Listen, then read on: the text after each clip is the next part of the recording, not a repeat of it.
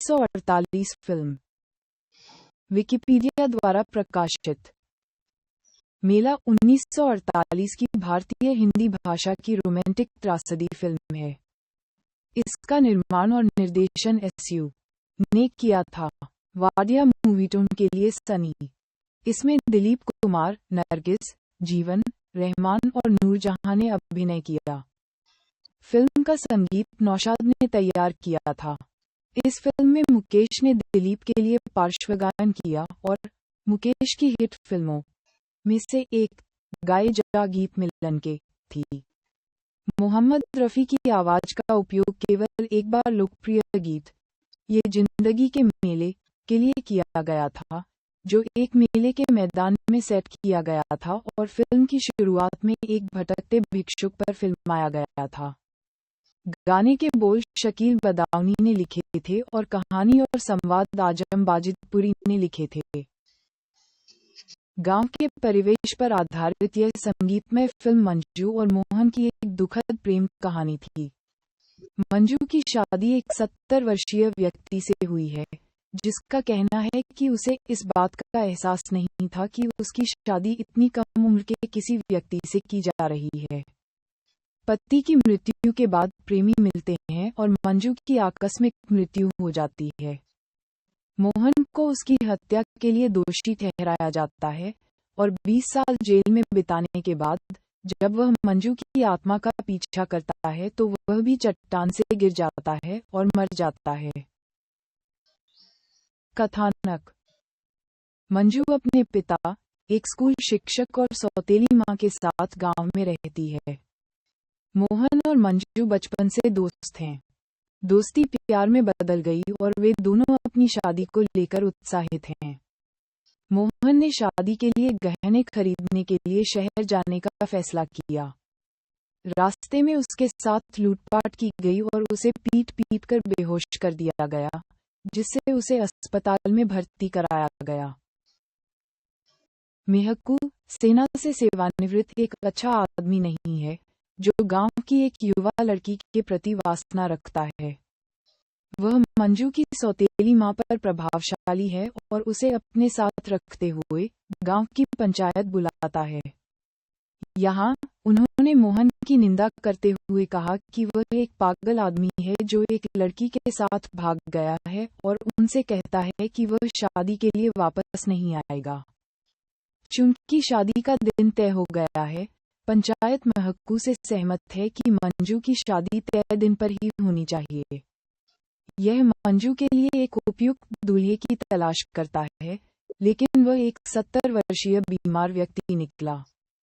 जब वह विवाह कक्ष में प्रवेश करता है, तो वह सहमत होता है कि मंजू उसकी दुल्हन बनने के लिए बहुत छोटी है। पश्चाताप करते हुए वह माफी मांगता है, लेकिन उससे अपने बच्चों की देखभाल करने की विनती करता है। मंजू बूढ़े आदमी की पत्नी की भूमिका निभाती है। आदमी मर जाता है। मंजू अब बच्चों की देखभाल के लिए एक युवा विधवा को छोड़ गई है। एक रात तूफानी मौसम में वह मोहन से मिलने के लिए बाहर जाती है और एक चट्टान से गिरकर मर जाती है। महकू और अन्य ग्रामीण मोहन को मंजू की हत्या का दोषी ठहराने के लिए पहुंचे। मोहन अपने बचाव में कुछ नहीं कहता और उसे 20 साल कैद की सजा सुनाई जाती है। जेल से छूटने पर मोहन उसी स्थान पर जाता है जहां मंजू की मृत्यु हुई थी। वह उसकी आत्मा को देखता है, जो उसे अपने पीछे चलने के लिए बुलाती है। जैसे ही वह ऐसा करता है, वह चट्टान के किनारे से गिर जाता है और मर जाता है। ढालना। दिलीप कुमार, मोहन। नरगिस, मंजू। जीवन, पूर्व सैन्य अधिकारी महकू। रहमान, अमर। रूप कमल। अलाउद्दीन, मास्टर जी। अब्बास, नूरजहां। चंदाबाई। खलील, बेबी जुबैदा। उत्पादन एसयू। सनी द्वारा निर्मित और निर्देशित यह फिल्म वाडिया मूवीटोन प्रस्तुति थी, जिसमें JBH वाडिया की पत्नी हिला वाडिया भी निर्माता के रूप में क्रेडिट में सूचीबद्ध थीं। हिला ने जमशेद वाडिया को संगीत निर्देशक नौशाद के साथ एक फिल्म बनाने का सुझाव दिया, जो अपने संगीत करियर के शीर्ष पर थे। उन्होंने रतन, अनमोल घड़ी और शाहजहां जैसी फिल्मों के लिए संगीत तैयार किया था। मेला की सफलता के बाद सनी ने अपनी खुद की production company Sunny art productions की स्थापना की, जहां उन्होंने बाबुल, उड़न खटोला और कोहिनूर जैसी फिल्में बनाईं। कथित तौर पर दिलीप कुमार मेला में अभिनय करने के इच्छुक नहीं थे, जब तक कि वह स्टूडियो नहीं पहुंचे और उन्होंने मुकेश और शमशाद बेगम द्वारा गाए गीत मेरा दिल तोड़ने वाले की शुरुआती पंक्तियां नहीं सुनी। कुमार को लगा कि कहानी कमजोर है उनके शब्दों में मांस की अनुपस्थिति, और उन्होंने पटकथा लेखकों से स्क्रिप्ट में बदलाव करने के लिए कहा, जो उन्होंने किया।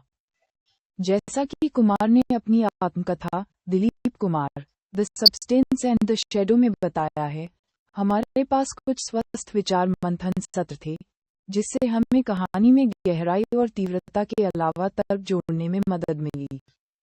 उन्होंने महसूस किया कि बदलाव उनके और कलाकारों दोनों के लिए अच्छे थे।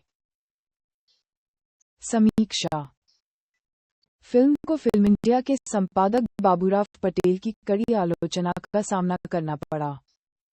सिने पत्रिका के दिसंबर 1948 अंक में उन्होंने कहानी के लिए इस्तेमाल किए गए सूत्र की तुलना रतन की पुनरावृत्ति के रूप में की। उनकी समीक्षा में मेला जैसी बेवकूफी और प्रतिक्रियावादी फिल्म बनाकर हिंदुओं को कुचलने की पारसी और मुस्लिम साजिश का विस्तार से वर्णन किया गया है। उन्होंने फिल्म को हिंदुओं पर कलंक और असामाजिक बताते हुए दावा किया कि यह आत्महत्या को प्रोत्साहित करने वाली फिल्म है, जो एक आपराधिक अपराध है। सेना की बदनामी हुई क्योंकि फिल्म ने एक पूर्व सैनिक मेखू को चित्र में सबसे आपत्तिजनक चरित्र बना दिया। उन्हें कहानी में अविश्वसनीय विशेषताएं मिली, विशेष रूप से मोहन की तलाश किए बिना मंजू की शादी की त्वरित व्यवस्था और एक 70 वर्षीय विधुर पुनर्विवाह करने पर उस महिला की उम्र नहीं जान पाएगा जिससे वह शादी करने जा रहा है। पटेल ने इसकी सुखद फोटोग्राफी के लिए फिल्म की सराहना की। पटेल ने मुख्य नायिका नरगिस की प्रशंसा की, लेकिन मां की भूमिका में उन्हें असंबद्ध और कृत्रिम पाया। नायक के रूप में दिलीप कुमार अपना काम बखूबी करते हैं। जीवन के लिए जिन्होंने महकू की भूमिका निभाई, जीवन महकू की भूमिका निभाते हैं और घृणा पैदा करने में सफल होते हैं, जो उनकी भूमिका के दो मुख्य पहलू हैं। बाद में पटेल ने महकू द्वारा एक लड़की बसंती के यौन उत्पीड़न की तुलना छुट्टियों पर गए कुछ ताड़ी तान नशे में पारसियों से करते हुए अधिक पारसी विरोधी बयानबाजी की। रिहाई और स्वागत। ये फिल्म 8 अक्टूबर 1948 को एक्सेल्सियर सिनेमा, बॉम्बे में रिलीज हुई थी। फिल्म का संगीत बॉक्स ऑफिस पर व्यावसायिक सफलता में एक मुख्य भूमिका थी। कथित तौर पर इसे नौशाद का स्वर्ण जयंती मेला कहा जाता था। मेघनाथ देसाई के अनुसार मेला और अन्य फिल्मों में आश्चर्यजनक धुनों द्वारा एक कमजोर कहानी को छुपाया गया था। IBOS के अनुसार फिल्म की बॉक्स ऑफिस कमाई 1948 में 50 लाख रुपए थी। 2015 तक समायोजित कमाई लगभग 340.44 करोड़ रुपए अनुमानित है। पुनर्निर्माण। तेलुगु भाषा की फिल्म चिरंजीवुलु मेला की रीमेक थी। तेलुगु संस्करण में नायक अंधा हो जाता है और मंजू से शादी करने वाले बूढ़े व्यक्ति को एक युवा कुंवारे डॉक्टर कृष्णा में बदल दिया जाता है। ये फिल्म विनोदा प्रोडक्शंस बैनर के तहत बनाई गई थी, जिसका निर्माण डी. एल नारायण ने किया था और वेदांतम राघवैया द्वारा निर्देशित किया गया था।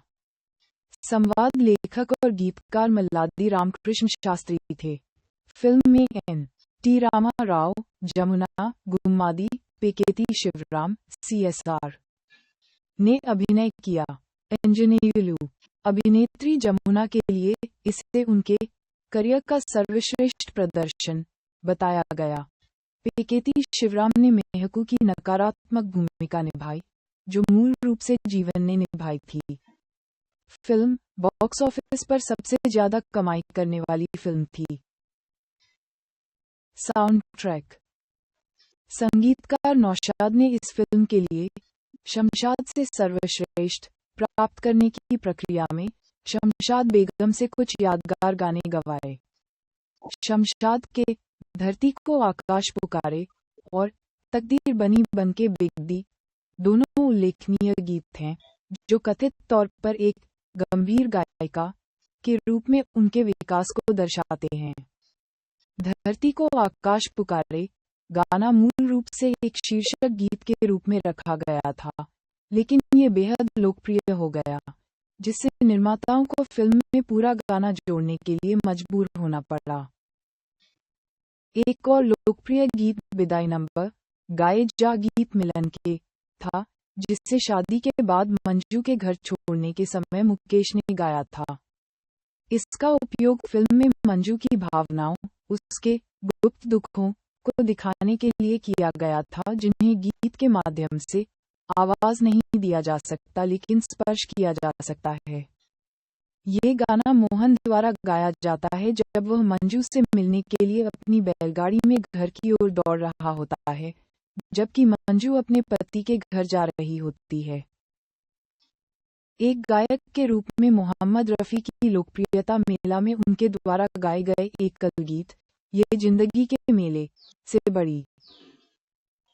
मेला में नौशाद द्वारा निर्देशित संगीत और शकील बदाऊनी के बोल थे। गायक थे मुकेश, शमशाद बेगम, ज़ोहराबाई अंबालेवाली और मोहम्मद रफ़ी। गाने की सूची।